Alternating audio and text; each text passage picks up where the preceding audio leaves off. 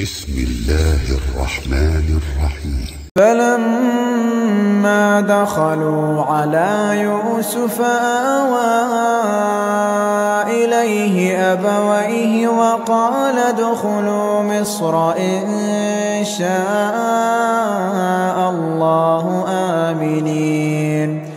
ورفع أبويه على العرش وخروا له سجدا وقال يا أبت هذا تأويل رؤياي من قبل قد جعلها ربي حقا وقد أحسن بي إذ أخرجني من السجن وجاء بكم من البدو من بعد أن نزغ الشيطان بيني وبين إخوتي إن ربي لطيف لما يشاء إنه هو العليم الحكيم. رب قد آتيتني من الملك وعلمتني من تأويل الأحاديث فاطر السماوات والأرض أنت ولي في الدنيا والآخرة توفني مسلما وألحقني بالصالحين. ذلك من أنباء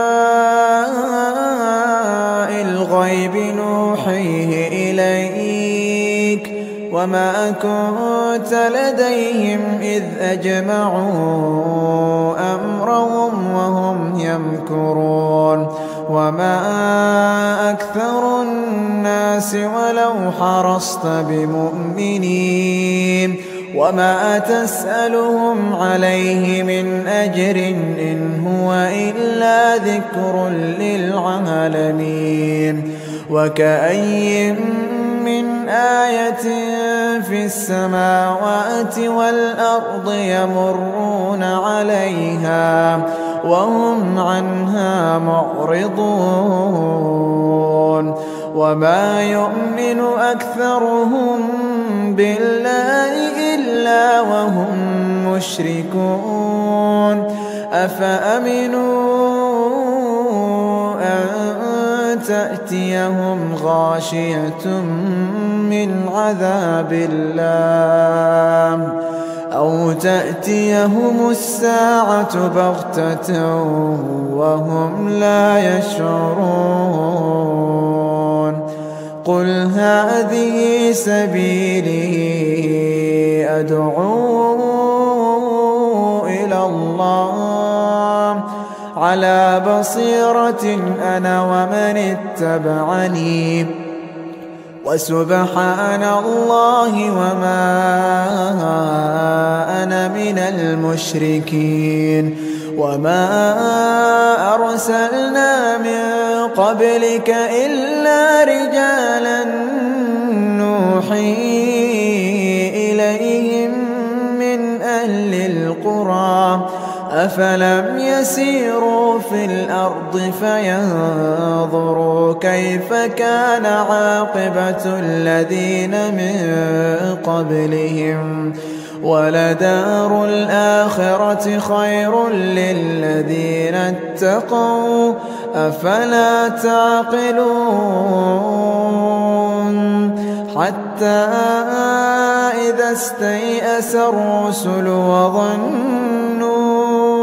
وظنوا أنهم قد كذبوا جاءهم نصرنا فنجي من نشاء ولا يرد بأسنا عن القوم المجرمين.